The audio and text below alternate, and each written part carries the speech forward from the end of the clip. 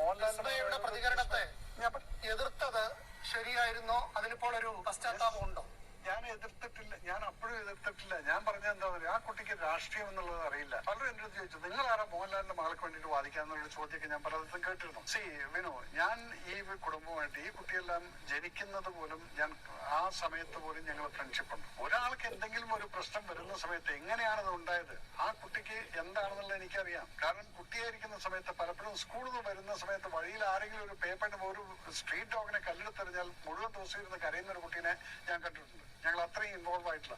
അതുകൊണ്ടാണ് ഞാൻ മായയ്ക്ക് വേണ്ടിയിട്ട് അങ്ങനെ പറഞ്ഞത്. പിന്നെ മായയായിട്ട് ഞാൻ ഇതുവരെ സംസാരിച്ചിട്ട് പോലുമില്ല. എനിക്ക് എന്താണെന്നുള്ള ഒന്നും അറിയില്ല. മേജർ രവിയുടെ ഇന്നലത്തെ ഒരു മെഴുകൽ വീഡിയോ ഞാൻ നിങ്ങളെ കാണിച്ചതാണ്. അതിനുശേഷം ഇന്ന് വന്നിരിക്കുന്ന ഒരു വാർത്തയിൽ മേജർ രവി പറയുന്നത്, ഞാൻ ആ കുട്ടിയുടെ രാഷ്ട്രീയത്തെ എതിർത്തിട്ടില്ല, അല്ലെങ്കിൽ ഞാൻ ആ കുട്ടിയെ എതിർത്തിട്ടില്ല. ആ കുട്ടി ഇങ്ങനെ ഒരു സ്വഭാവമുള്ള, അതായത് ഈ പറയുന്ന തെരുവ് പട്ടികളോട് പോലും അനുകമ്പയുള്ള സ്നേഹമുള്ളൊരു കൂട്ടത്തിലാണ്. ആ കുട്ടിക്ക് രാഷ്ട്രീയം അറിയില്ല എന്നുള്ളൊരു കാര്യമാണ്. ഞാൻ ആ കുട്ടിയെ സേഫ് ആക്കാൻ, അല്ലെ സേവ് ചെയ്യാൻ വേണ്ടിയിട്ടാണ് ഞാൻ രംഗത്തേക്ക് വന്നതെന്നാണ് മേജർ രവി എന്ന് പറഞ്ഞ് സ്വയം നടക്കുന്ന രവിമോൻ പറയുന്നത്. എൻ്റെ പൊന്ന് മേജർ രവി, ഒരാളുടെ അവകാശമാണ് അയാൾ ഏത് രാഷ്ട്രീയത്തിൽ വിശ്വസിക്കണമെന്നും ആരെ വിശ്വസിക്കണമെന്നും എന്തെവിടെ പറയണമെന്നുമുള്ളത് അവരുടെ മൗലിക അവകാശങ്ങളിൽ പെടുന്ന ഒന്നാണ്. അങ്ങനെ ഇരിക്കുന്ന സാഹചര്യത്തിൽ വിസ്മയ മോഹൻലാൽ എന്ന് പറയുന്ന മോഹൻലാലിൻ്റെയും, അതായത് തൻ്റെ ഉറ്റ സുഹൃത്തായിട്ടുള്ള മോഹൻലാലിൻ്റെ മകൾ, പുള്ളിക്കാരി ഒരു പോസ്റ്റ് എവിടെ പങ്കുവെക്കണമെന്ന് തീരുമാനിക്കാനുള്ള അവകാശം ആ കുട്ടിക്ക് മാത്രമാണ്. ഇപ്പം നമ്മൾ ഓരോരുത്തരും അഭിപ്രായ സ്വാതന്ത്ര്യമുള്ളൊരു രാജ്യത്താണ് നമ്മൾ ജീവിക്കുന്നത്, അല്ലേ? അതുള്ളത് കൊണ്ട് തന്നെയാണ് ഡൽഹിയിലെ വിദ്യാർത്ഥികൾ, ഞാൻ CJPയെ പ്രൊട്ടക്റ്റ് ചെയ്യുന്നില്ല, ഡൽഹിയിലെ വിദ്യാർത്ഥികൾ ആ സമരം ചെയ്യുമ്പോൾ ആ സമരത്തിനൊപ്പം ഒരുപാട് ആളുകൾ, ഏതൊരു പ്രായത്തിലുള്ളവരായിക്കോട്ടെ, എല്ലാവരും പ്രായഭേദമന്യേ ലിംഗഭേദമന്യേ അവരോടൊപ്പം ചേർന്ന് നിന്നുകൊണ്ട് സംസാരിക്കുന്നത്. അത് സെലിബ്രിറ്റികളായിക്കോട്ടെ, മറ്റേത് രാഷ്ട്രീയത്തിലുള്ളവരായിക്കോട്ടെ, ഏത് മേഖലയിലുള്ളവരും ആയിക്കോട്ടെ, എല്ലാവരും അവരോടൊപ്പം ചേർന്ന് നിന്ന് സംസാരിക്കുന്ന അതേ ഒരു ആശയം അല്ലെങ്കിൽ അതേ ഒരു അഭിപ്രായ സ്വാതന്ത്ര്യം ഉള്ളതുകൊണ്ടാണ്. അങ്ങനെയുള്ള ഒരു അഭിപ്രായ സ്വാതന്ത്ര്യത്തിനെ അടിച്ചമർത്താൻ മോദിയും മോദിയുടെ കൂട്ടാളികളും ശ്രമിക്കുമ്പോൾ അതിനെതിരെ ശബ്ദമുയർത്താൻ സാധിക്കുന്ന ഇടങ്ങളിൽ ശബ്ദമുയർത്തുക എന്ന് പറയുന്നതും ഒരു തരത്തിൽ അവകാശം തന്നെയാണ്. എന്നാൽ ആ അവകാശത്തെ ലംഘിക്കുന്ന തരത്തിൽ താങ്കൾ അവരെ സേഫ് ആക്കാനോ സേവ് ചെയ്യാനോ വേണ്ടിയിട്ടാണ് ഈ ഒരു പരാമർശമായിട്ട് വന്നതെന്ന് പറഞ്ഞു കഴിഞ്ഞാൽ, തന്നെ വിശ്വസിക്കുന്ന സംഘികളുടെ മുന്നിൽ ഓച്ചാനിച്ച് നിൽക്കുന്ന അടിമകൾ ഇത് വിശ്വസിച്ചേക്കാം. കേരളത്തിലെ ബുദ്ധിയുള്ള ജനങ്ങൾ ഒരിക്കലും വിശ്വസിക്കാൻ പോകുന്നില്ല.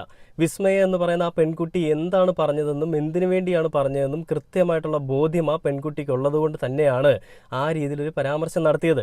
അതിന് തെരുവ് പട്ടികളോട് പോലും സ്നേഹമുള്ളൊരു പെൺകുട്ടി എന്ന് പറഞ്ഞുകൊണ്ട് അതിനെ അഭിസംബോധന ചെയ്തിങ്ങനെ തള്ളിക്കളയേണ്ട ആവശ്യകതയില്ല രവിക്കുട്ട.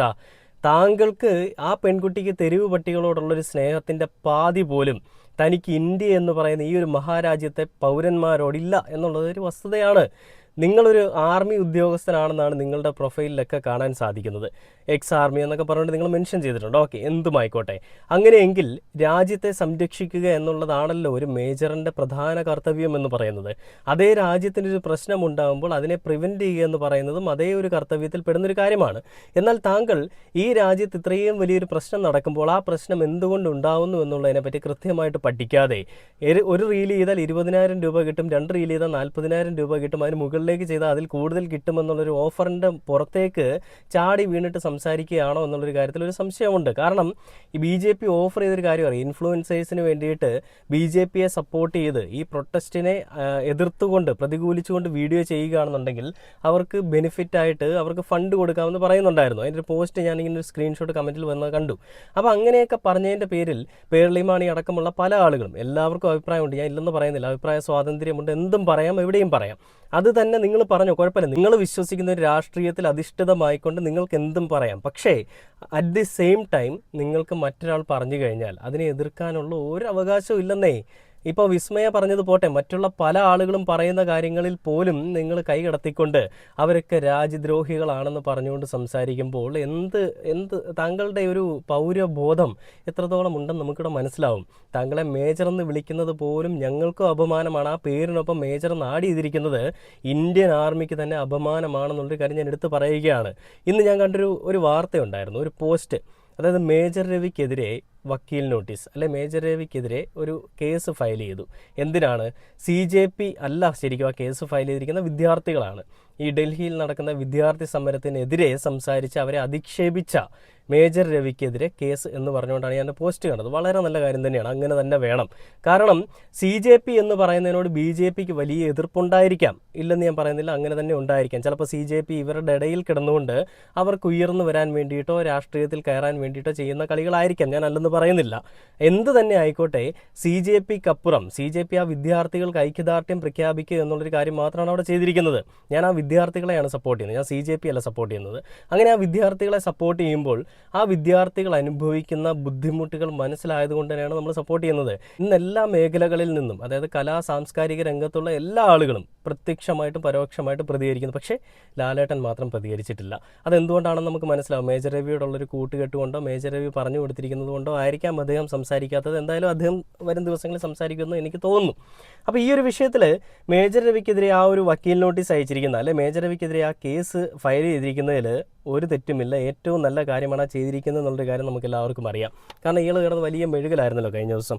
അപ്പോൾ ഇതിനെന്താണ് മേജർ രവി ബാക്കി പറയുന്നത് നമുക്കൊന്ന് കേട്ട് നോക്കിയിട്ട് മേജർ രവിയുടെ വേറൊരു മെഴുകലൂടിയുണ്ട്, കേട്ടോ. മായയുടെ വികാരം ശരിയാണ്, പലരും പറഞ്ഞു അത് മായക്കത് ചിന്തിക്കാനുള്ള കഴിവില്ലേ, എന്തുകൊണ്ട് നിങ്ങൾ അതിനെ പ്രൊട്ടക്ട് ചെയ്യാൻ?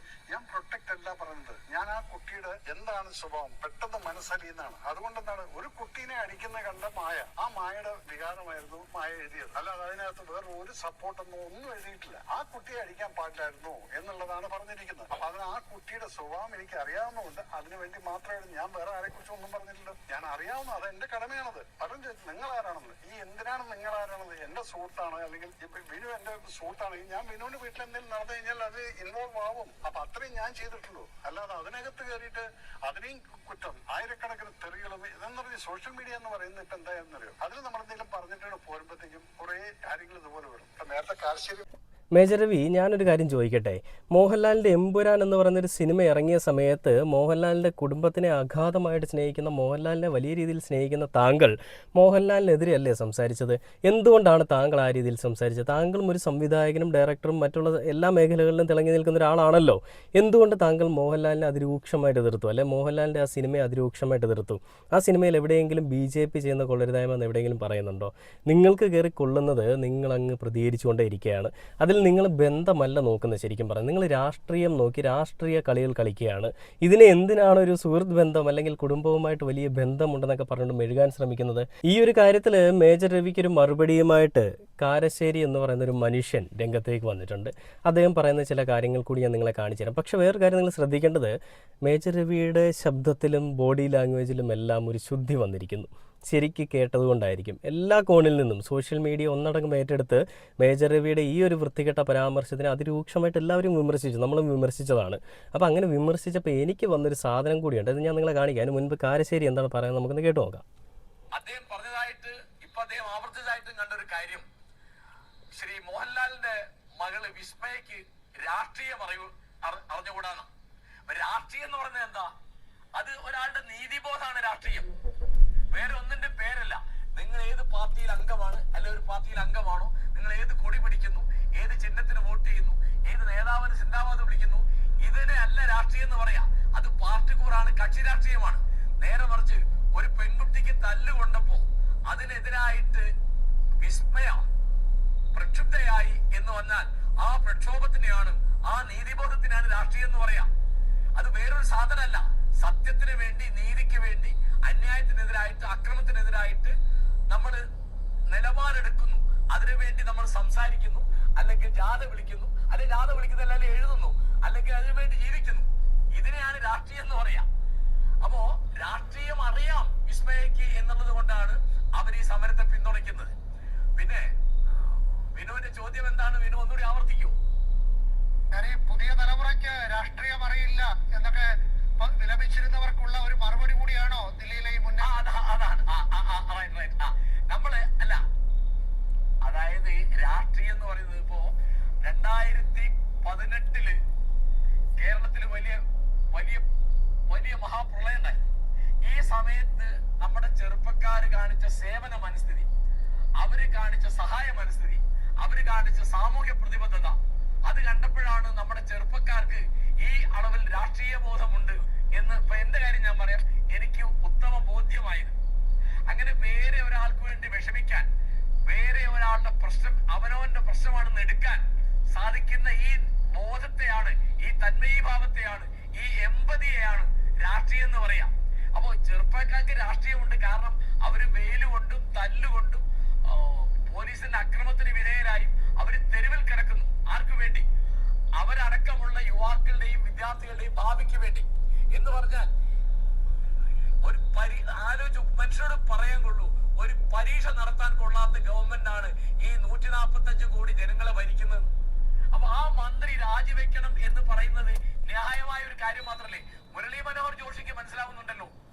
കണ്ടില്ലേ, ഇതിൽ കൃത്യമായിട്ട് അദ്ദേഹം മേജർ രവിക്കുള്ളൊരു മറുപടി കൊടുക്കുന്നുണ്ട്. മേജർ രവി ഇന്ന് വന്നിട്ട് ഈ ന്യായീകരണങ്ങളൊക്കെ നടത്തുന്നത് എനിക്ക് തോന്നുന്നു മോഹൻലാൽ തന്നെ വിളിച്ച് നല്ല രീതിയിൽ കുടഞ്ഞിട്ടുണ്ടാവാം, അല്ലെങ്കിൽ സൈബർ ഇടങ്ങളിൽ നല്ല രീതിയിൽ തനിക്കെതിരെ പ്രശ്നങ്ങളുണ്ടാവാം, അല്ലെങ്കിൽ തൻ്റെ മേജർ എന്ന് പറയുന്ന ഒരു പദവിയെ ചോദ്യം ചെയ്യുന്നതായിട്ട് താൻ ശ്രദ്ധയിൽപ്പെട്ടിട്ടുണ്ടാവാം. ഇതൊക്കെ കൊണ്ടായിരിക്കും മേജർ മോൻ ഇന്ന് നല്ല രീതിയിൽ കുരുപൊട്ടി അല്ലെങ്കിൽ വിഷമിച്ച് ഞാൻ അങ്ങനെ പറഞ്ഞിട്ടേ ഇല്ല, ഞാൻ ആ കുട്ടിയുടെ മനസ്സ് എനിക്ക് അറിയാവുന്നതുകൊണ്ടാണ് വന്നതെന്ന് പറയുന്നത്. മേജറെ ഏതവനാണെന്നുണ്ടെങ്കിലും ആരാണെന്നുണ്ടെങ്കിലും അവർക്ക് കൃത്യമായിട്ട് പറയാനുള്ള കാര്യങ്ങൾ അറിയാമെന്നുണ്ടെങ്കിൽ അവരത് പറയുമ്പോൾ അതിൽ കുരുപൊട്ടി താനൊരു സംഖ്യയാണ്, അതുകൊണ്ട് എല്ലാവരും സംഖ്യയായിരിക്കണമെന്ന് താൻ വിചാരിക്കുന്നത് അത്ര നല്ലൊരു പ്രവണതയല്ല. അതിനുള്ളൊരു ഒരു നല്ല പ്രഹരമാണ്, അല്ലെ കിട്ടിയ നല്ലൊരു മറുപടി തന്നെയാണ് ഇതെന്നുള്ളൊരു കാര്യത്തിൽ ഒരു സംശയം വേണ്ട.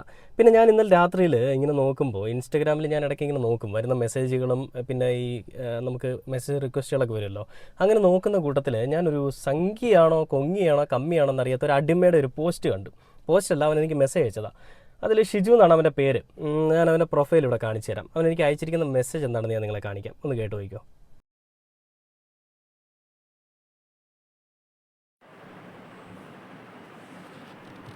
നിനക്കും അടുത്തൊരു തന്തക്കുവിളി കേൾക്കാം, ആരെയായാലും സൂക്ഷിച്ച് കളിച്ചോ. നീ സംഖ്യകളെ മാത്രം വെച്ചിട്ട് ഇങ്ങനെ വീഡിയോ ഇടമായിര. ഇതാണ് ആ മോൻ എനിക്ക് അയച്ച മെസ്സേജ്. അപ്പം ഞാൻ അവന് കൊടുത്ത റിപ്ലൈ ആണ് നിങ്ങളിപ്പോൾ കേൾക്കുന്നത്, കേട്ട് നോക്കിയോ. അത് നീയല്ല തീരുമാനിക്കുന്നത് എന്ത് പറയണം എന്നുള്ളത്. ഏത് മൈരം വന്നാലും പറയേണ്ടത് പറയും. അതല്ല, എന്നെ മൈരെന്ന് വിളിക്കാൻ നീ ഏതാടാ മൈരെ? തന്തയ്ക്ക് പറക്കഴി ഏത് നായിൻ്റെ മോൻ ചെയ്താലും അവൻ്റെ മുഖത്ത് നോക്കി പറയും, മനസ്സിലായോ? നിന്നെപ്പോലെ അടിമയല്ല ആരും. ഇതാണ് ഞാൻ അവന് കൊടുത്ത മറുപടി. ഈ മറുപടി കുറഞ്ഞു പോയി എന്നാണ് ഞാൻ വിചാരിക്കുന്നത്, അല്ല ഞാൻ വിശ്വസിക്കുന്നത്. ഇത് കൂടിപ്പോയെന്ന് ആർക്കെങ്കിലും തോന്നുകയാണെങ്കിൽ നിങ്ങൾക്ക് പറയാം കേട്ടോ. ഇങ്ങനെ വന്ന് കമൻറ്റ് ബോക്സിലും അതേപോലെ തന്നെ നമ്മളുടെ പേഴ്സണൽ മെസ്സേജിലും ഒക്കെ മെഴുകാൻ നിൽക്കുന്നവരൊരു കാര്യം മനസ്സിലാക്കണം. നമ്മൾ വസ്തുതകളുടെ അടിസ്ഥാനത്തിലാണ് സംസാരിക്കുന്നത്, അല്ലാതെ എവിടെയോ നടക്കുന്ന എന്തോ ഒരു കാര്യം ഇങ്ങനെ ഒരു സങ്കല്പം വെച്ചുകൊണ്ട് ഇങ്ങനെ അവിടെ നടന്നേക്കാം, അല്ലെങ്കിൽ നടക്കാൻ സാധ്യതയുണ്ട് എന്നുള്ളൊരു ഇൻറ്റൻഷനിലല്ല പറയുന്നത്. തെളിവുകൾ വെച്ച് സംസാരിക്കുമ്പോൾ തെളിവുകളുമായിട്ട് വന്ന് കമൻറ്റ് ബോക്സിലോ അല്ലെങ്കിൽ നമ്മളുടെ പേഴ്സണലിലോ വന്ന് മെസ്സേജ് അയക്കുക. അല്ലാതെ ആരുടെയോ ഇഷ്ടം താങ്ങി ഇവനെ പോലെയുള്ള തന്തയില്ലാത്തവന്മാരെ ഒന്ന് മെഴുകിയാൽ ഞാൻ പേടിച്ച് പരിപാടി നിർത്തുമെന്നാണ് നീക്ക് വിചാരിച്ചത്. ഇനിയും തുടങ്ങാൻ പോകുന്നതേ ഉള്ളൂ. സംഖ്യകളെ വെച്ച് വീഡിയോ ചെയ്യണോ അതോ കമ്മികളെ വെച്ച് ചെയ്യണോ കൊങ്ങികളെ വെച്ച് ചെയ്യണോ എന്നുള്ളത് എനിക്കറിയാം. നീ ആരുടെ അടിമയാണോ, നീ അവർക്ക് വേണ്ടി പണിയെടുക്കുക എന്നുള്ളത് നിൻ്റെ കടമയാണ്. നീ അത് പണിയെടുത്തു, എനിക്കൊരു പ്രശ്നവുമില്ല. എവിടെ എന്ത് പറയണമെന്ന് കൃത്യമായിട്ട് ബോധ്യമുള്ള, എവിടെ എന്തും പറയാമെന്നറിയാവുന്ന, അല്ലെങ്കിൽ അങ്ങനെ ഒരു രാജ്യത്ത് ജീവിക്കുന്ന നമ്മളെപ്പോലെയുള്ള പൗരന്മാർക്ക് എന്തും പറയാം. ഒരു നായിൻ്റെ മക്കളെയും പേടിക്കേണ്ട ആവശ്യമില്ല.